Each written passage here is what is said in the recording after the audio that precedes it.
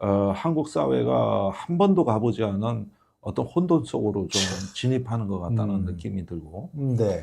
이런 시기로 이번 주도 그냥 넘긴다면 저는 제2의 4.19가 일어난다고 봅니다. 네.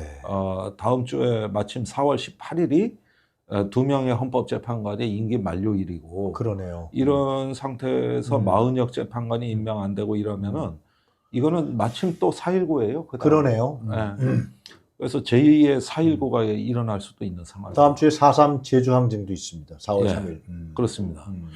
그래서 이런 부분들 보면은 이제 정치 평론가들이 예상하고 분석하는 범위를 초월해 버렸어요. 그렇습니다. 한국 정치가 그 경계선을 넘어버렸다는 거. 이런 상황에서 이제는 어떤 그 심각한 무정부 상태, 이런 것들을 이제 걱정할 때가 온 거. 1933년에 바이마르 공화국이 무너지던 독일에서.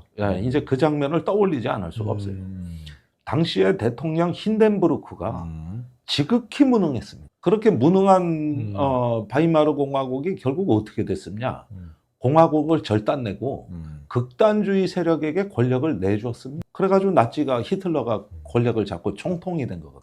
그러니까 항상 독재로 다시 나락으로 떨어질 때는 그 전 단계에서 무능한 지도자가 있다는 거는 불변의 진리예요. 저기 한덕수를 보면 내란 탄핵 세력한테 기상회생할 수 있는 길을 열어주고 본인은 무능하게 처신을 하는.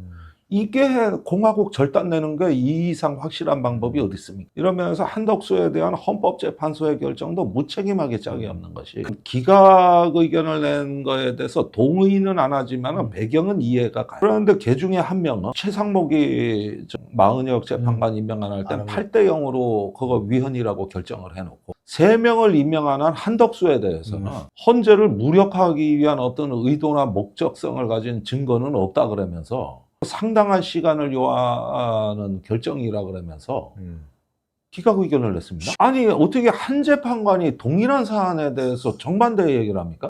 헌법을 수호할 의지가 없다는 게 나는 한덕수, 최상목보다 헌재가 본인이라고 봐요. 아니 헌재가 헌법의 권위를 높이고 헌재를 무력화하고 기능을 위축시키지 마라. 이 헌법은 최후의 보루고 국민의 헌법에 대한 권위는 우리 헌재가 나서서 이걸 갖다가 지켜나간다는 네. 이런 정도의 결의는 뭐가 나와야 되는 거거든. 나와야 되는 거지. 그런데 저렇게 엉성한 판결문을 쓴 걸 보면은 이건 마치 전쟁터에 군인을 내보냈는데 그러면 여기 네 진지는 네가 지켜 이래가지고 총 줘서 내보냈더니 지키고 싶으면 지키고 안 지키고 싶으면 안 지키겠다는 이런 군인하고 똑같은 거예요. 네.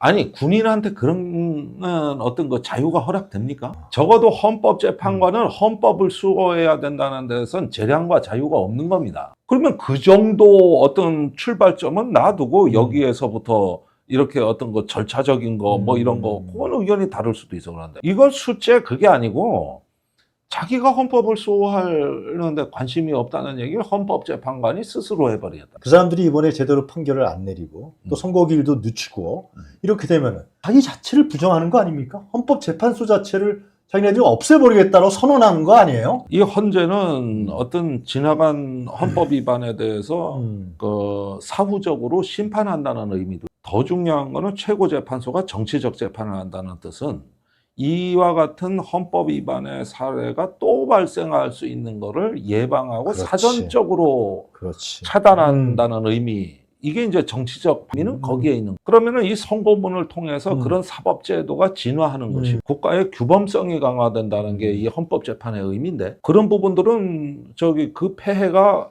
어마어마하게 커지는 거에 대해 가지고 아무 말이 없고 단지 그냥 절차가 맞냐 내용이 맞냐 이미 저 변론에서 끝난 얘기를 갖고 무한 반복을 한다. 그러면은 일반 재판에서 하지 뭐하러 헌재를 따로 만들어가. 이 헌재를 따로 만든 거는 그런 어떤 헌법 위반의 국가의 제도적 허점을 예방해서 정치적으로 재판을 해가지고 네. 앞으로 일어날 또 다른 계엄의 가능성도 여기서 차단하는 판결문, 선고문을 통해 써라.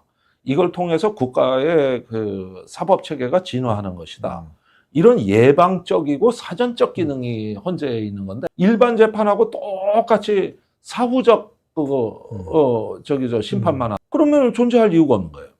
사실은 일반 재판에서도 판사가 판결을 할 때 그런 예방적 판결도 해요. 일반 재판에서 판사의 판결은 사회의 규범을 이렇게 만들어 나가는 그 자체가 하나의 어떤 진화적 과정이라고 볼 수 있는 건데 스스로의 어떤 정치적 기능을 이제 포기해 버리는 거예요. 상태지. 국가를 무너뜨리는 역할을 하고 있는 거네. 결과적으로. 그러니까 독재를 무너뜨리니 무정부 상태가 오더라고. 도대체 국민들이 이렇게 보기에는 똑바로 된 기관이 그러면 없다는 얘기인데 안 되지.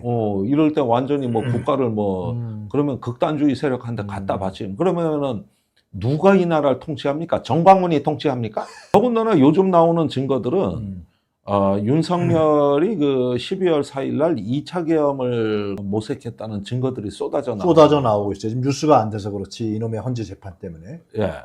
근데 어제 JTBC 보도도 네. 그 검찰 특수본에서 이 윤석열의 범죄 중대성이라는 거는 2차 계엄 우려가 있다는 데서 이렇게 문건이 나왔어요. 예. 저기요, 네. 미안하지만 예. 2차 계엄이 일어나면 헌재 재판관들부터 잡아갈 겁니다. 마음에 안 드는 재판관. 이거를 잘 모르시네, 이분들이. 그리고 4월 달에 곧이어 닥칠 군 장성 정기 진급 인사가 있어요. 이런 거 내란에 대한 조사도 제대로 안 한 상태에서 얼마나 위험한 일이 일어나겠어요. 윤석열 똘마이들이 올라간다니.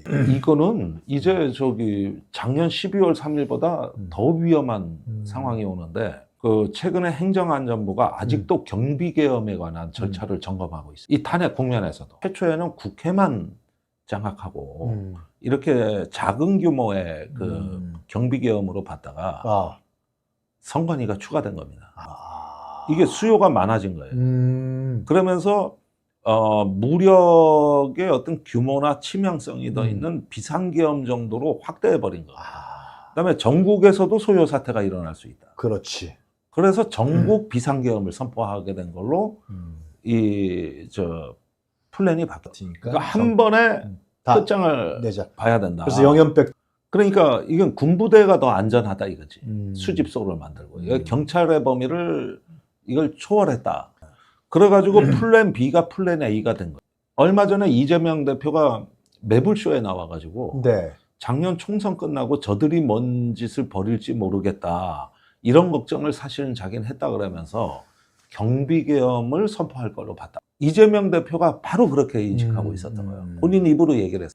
대통령이 이제 계엄에 실패하고 탄핵이 됐다고. 그 뒤에 최상목 체제에서 경찰 인사, 경호처 인사가 이상한 일들이 우리가 많이 일어나는데 신윤 인사들이 다 내란 세력들이 요직을 꿰찬 겁니다. 다시 플랜 A로 되돌아간 것이 그 시나리오가 다시 만들어지는데 용산이나 국민의힘은 윤석열 탄핵 기각을 철석같이 믿고 있습니다. 여기 탄핵 응원봉 시위하던 사람들이 대규모 시위를 할 거 아니냐. 그렇지. 광화문으로 몰려올 거 아니냐. 그 사태를 안정시키기 위해서 그러면서 이 치안 사태만으로는 부족해서 군의 지원을 받는 경비계엄을 선포해야 될지 모르겠다. 이거를 지금 정부 안에 한 일파가 검토를 하고 있다는 거고 연습까지 했다는 거예요. 우리가 박근혜 탄핵 때 그 계엄 준비를 기무사가 했거든. 기무사령관 조한천인가. 근데 그 맨 앞줄에 첫 줄에 나오는 가정이 뭐예요? 박근혜 탄핵은 기각된다요. 맞아. 그러면은 시위대 항의 시위가 있는데 그때 그걸 진압해야 될 사태가 온다. 그래서 본 계엄 문건을 작성한다 이거예요. 그때하고 같은 가정입니다. 지금도 얘네들 그렇게 똑같은 가정이에요. 똑같아. 그런데 이번에는 이제 군을 상대로 한 주축으로 한 비상계엄이 한 번 실패했기 때문에 그것의 변종, 이번엔 경찰력을 주축으로 해서 집중적으로 이렇게 한다. 일단 이거부터 틀어막는다. 이렇게 해가지고 경비계엄을 다시 조물딱 거리고 있다 이 얘기입니다. 그러니까 모든 출발점은 이제 윤석열 탄핵 기각 이거를 자기들은 확신하고 믿는다는 전제 하에서 별하별 망상. 그러면 그 다음엔 어떻게 할 거야? 여기까지 나갔다는 거예요. 여기까지. 그래서 이런 어떤 무정부 상태가 애시당초 저들의 목적이. 저들이 무슨 카르텔을 동원해가지고 이렇게 국민들 상식에 반하는 어떤 그 기상천외한 결과들을 어떻게 딱딱 맞춰내냐는 거지. 그렇죠. 이제는 국민이 일어나고 행동할 때가 다가오는 것 같습니다.